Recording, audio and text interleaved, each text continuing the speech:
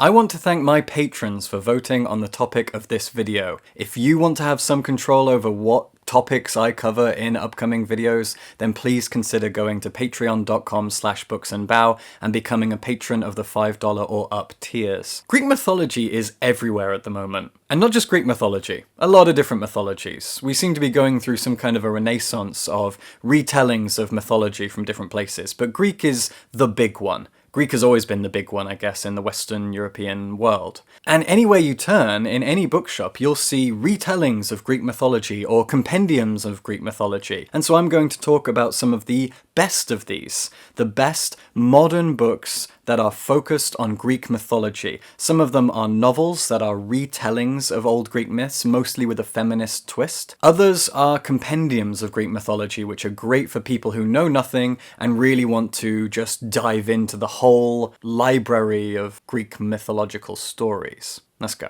I'll start with the Song of Achilles. This is a book that I've already done a dedicated video on. The Song of Achilles by Madeline Miller kind of started this whole trend of novel-length retellings of specific Greek myths and legends. The Song of Achilles tells the story of Achilles. I haven't read the Iliad, but I'm pretty sure this is mostly, at least in the second half, a retelling of the Iliad. It's told from the perspective of Patroclus, Achilles' lover, best friend, and brother-in-arms. In the introduction to this book, Madeline Miller talks about how when you study classics, the homosexual love story of Achilles and Patroclus has kind of been washed away over time, and so Madeline Miller is re-injecting that queer love into the Song of Achilles, and it always belonged there. So now it's here. This is at its heart a romance between Patroclus and Achilles, but it is also a story of bloodshed and family drama and war. A lot of war. The second half of this book is a war.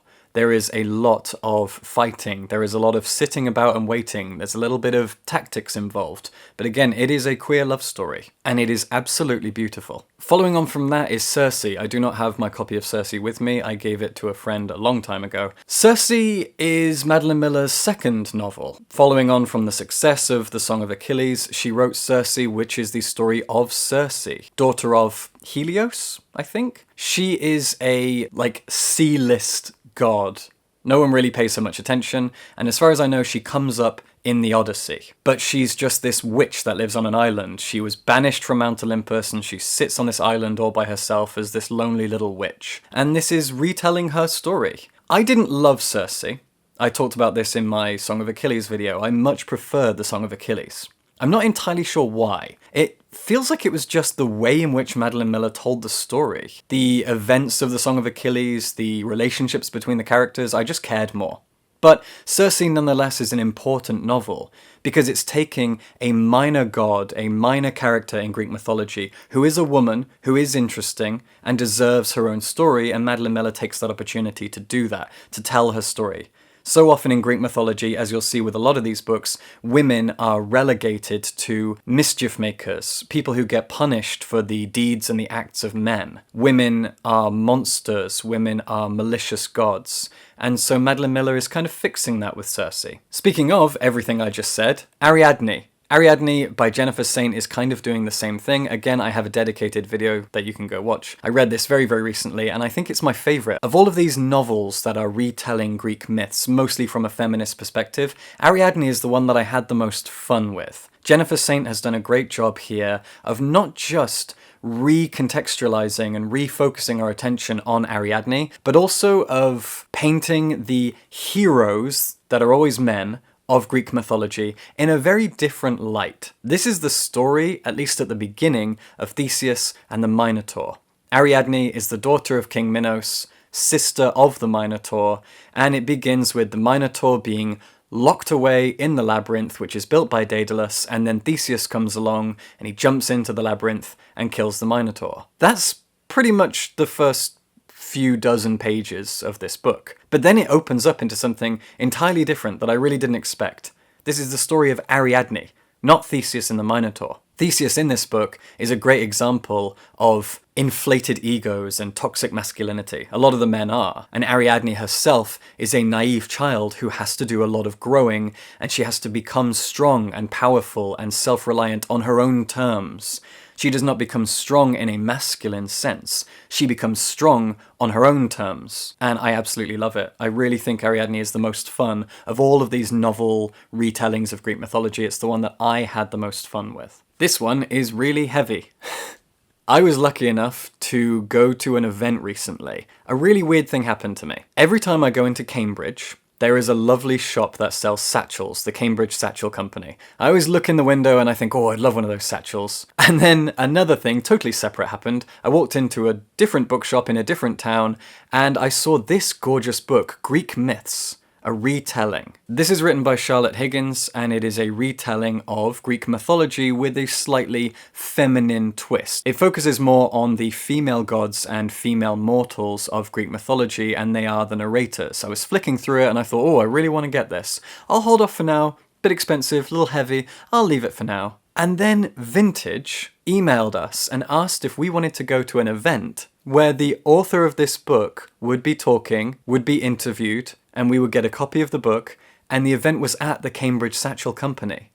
Really weird blend of things that happened. I wanted to go into that shop, I wanted to get this book, and then Vintage asked us to do both of those things at once. And what happened turned out to be a whole lot of fun. Charlotte Higgins is a great interviewee, and I learned a lot about what inspired her to write this book. Greek Myths is a compendium of Greek myths. So it's a really, really good place to start if you know nothing about Greek mythology. You're getting origin stories, the stories of heroes, the stories of wars, gods and goddesses and their relationships, and the things that they do to the poor mortals on Earth. This is pretty much everything you need to know about Greek mythology, but all the while it's being told by women. I haven't finished it yet. I've been dipping in and out of it, and I'm excited to do a full video on it at some point, but Greek Myths is a really great place to start. Here's one that's at the very top of my TBR. I haven't actually gotten to it yet, but I will very, very soon. The Wolf Den by Elodie Harper has made a splash. It's been getting awards, people have been promoting it and talking about it constantly, it's everywhere.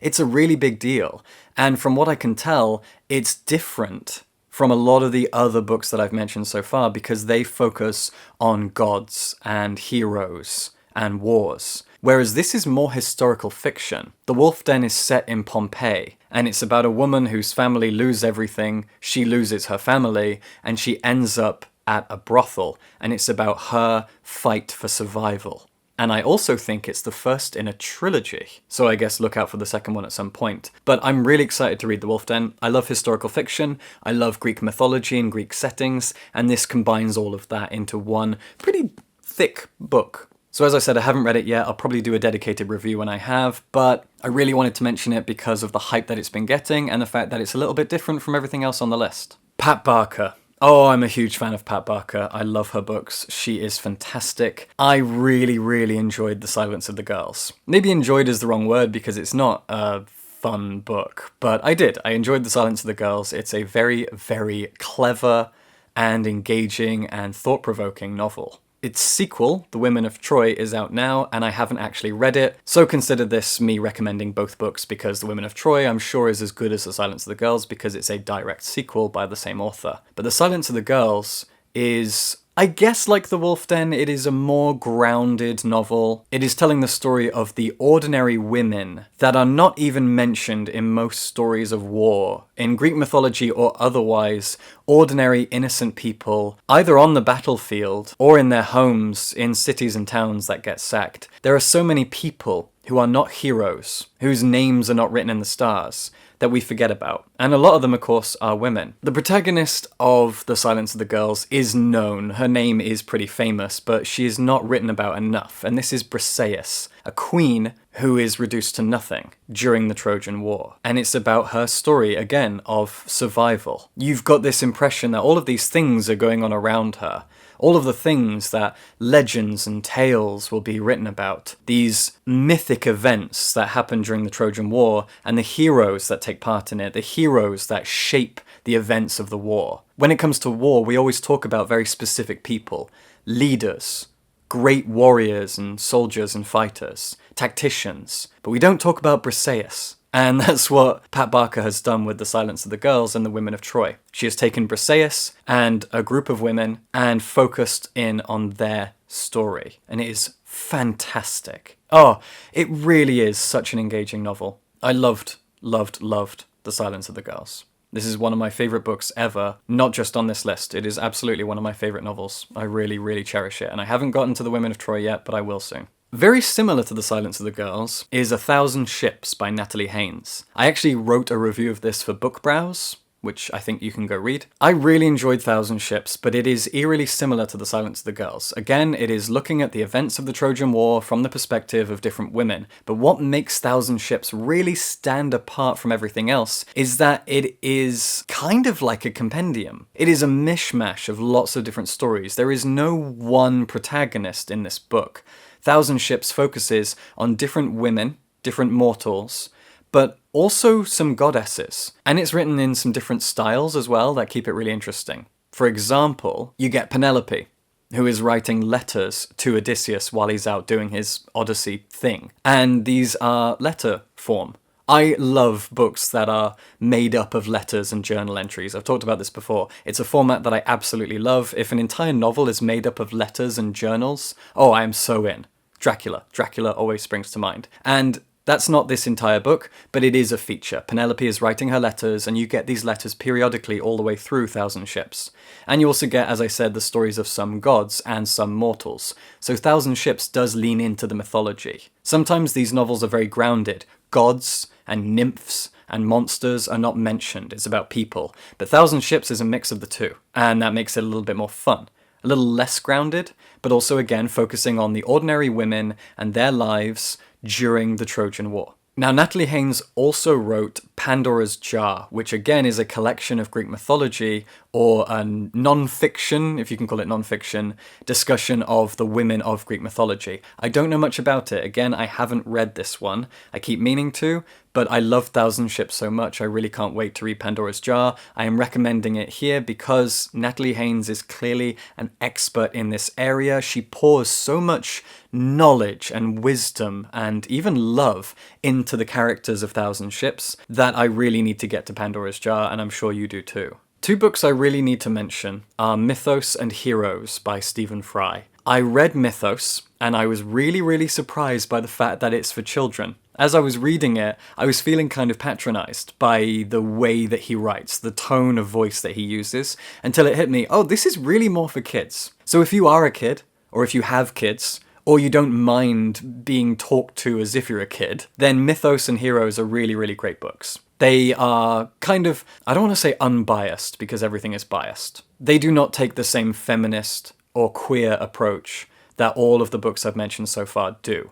But of course there's still a bias, because if there isn't a feminist or queer approach, then there is a more heteronormative approach to everything, or a more patriarchal approach even, so everything has a bias. But the point is that Mythos and Heroes are compendiums of Greek myths and the stories of Greek heroes, told in a perspective that is more familiar. The stories are more true to how they are told or have been told for the last 100, 200, whatever years. Does that make sense? I think I'm making sense. As I said, these books really are geared towards children, and I didn't know that at the time, but I still had fun. I still had a lot of fun reading it, and it's very approachable, and it's charming. It's Stephen Fry. He's got a way with words, and his way with words really shines through with these two books. Finally, I want to mention the first book of Greek mythology that I ever read. It's been like 10 years since I read it, so I don't actually remember how good it is, but it's written by Robin and Catherine Waterfield. I picked it up in a random bookshop in London like 10 years ago. It was in South Kensington. I went to a museum or something, and then I walked into this bookshop in South Kensington, and I found this book, and I picked it up, and I read it, and I read a lot of it on the train home because I was having so much fun. It's a compendium of Greek mythology, and it was written before all of this renaissance of feminist and queer retellings of Greek mythology. It's a little more dry, I guess, as far as I remember, but I was still enthralled by it nonetheless. A really detailed compendium of Greek mythology, and I remember it being told in a kind of chronological order, from origin myths and titans onwards into the gods of Olympus and all of their stuff. The stuff they get up to. The stuff that those wily gods do. What's the book called? Did I even mention what it's called? I don't know. You can see it here. It's a book on Greek mythology by Catherine and Robin Waterfield, and I really enjoyed it at the time. Now, obviously, we have so much more.